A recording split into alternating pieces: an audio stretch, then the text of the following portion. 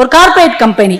அங்க ஒரு பெரிய மீட்டிங் நடந்துட்டு இருக்குது. திடீர்னு மிருக காட்சி சாலையில இருந்து ஒரு புலி தப்பிச்சு ஓடியாந்துருச்சு. ஏதோ கார்பரேட் கம்பெனில எல்லாம் பரபரப்பா இருந்தோடனே இது ஓடி போய் இந்த ரெஸ்ட் ரூமுக்கு பக்கத்துல ஒரு சின்ன பொந்து மாதிரி இருந்திருக்கு, அதுக்கு அடியில போய் ஒளிஞ்சுக்கிடுச்சு. சிஇஓ வந்திருக்கிறார் ஹேண்ட் வாஷ் பண்றதுக்கு. ஆள் நல்லா சவப்பா கோட் ஷூட் எல்லாம் போட்ட உடனே அந்த புலிக்கு ரொம்ப பிடிச்சு போச்சு. சத்துன்னு அடிச்சு சாப்பிட்டுருச்சு. யாருமே அந்த ஆளை தேடவே இல்லை. வீட்டுல உள்ளவங்களும் அப்படியே என்கிட்ட போயிட்டார் போலன்னு விட்டாங்க. 2 நாள் ஆச்சு, சிஇஓவை யாரும் தேடல. 2 நாள் கழிச்சு ஜிஎம் உள்ள போறாரு. இவர் நல்லா தான் இருக்கிறாரு, சப்புன்னு அடிச்சு சாப்பிட்டுருச்சு. யாருமே அவரை தேடல, சந்தோஷப்பட்டிருக்காங்க. ஜிஎம் எங்கேயோ போய் தொலைஞ்சிட்டாரு. அப்பாடா நிம்மதி. எப்ப பார்த்தாலும் வள்ளு வள்ளுன்னு உழுவ. 5 நிமிஷம் லேட்டா வந்தா என்ன வரத்து வர்றாரு.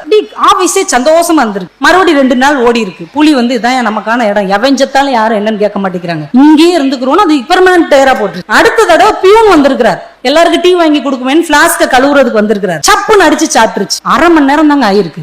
ஆபீஸ் அல்லோல கல்லோல பட்டுச்சு. என்னடா டீ வாங்க போனவனை காணும், பியூனை காணும், தலைவலிக்குது, டீயை காணும், தேடி தேடி அலைஞ்சிருக்காங்க.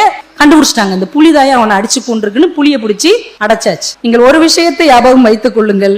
நீங்கள் எவ்வளவு செல்வாக்கோடு இருக்கிறீர்கள், எவ்வளவு பதவியில் இருக்கிறீர்கள், எவ்வளவு வசதியில் இருக்கிறீர்கள் என்பது அல்ல.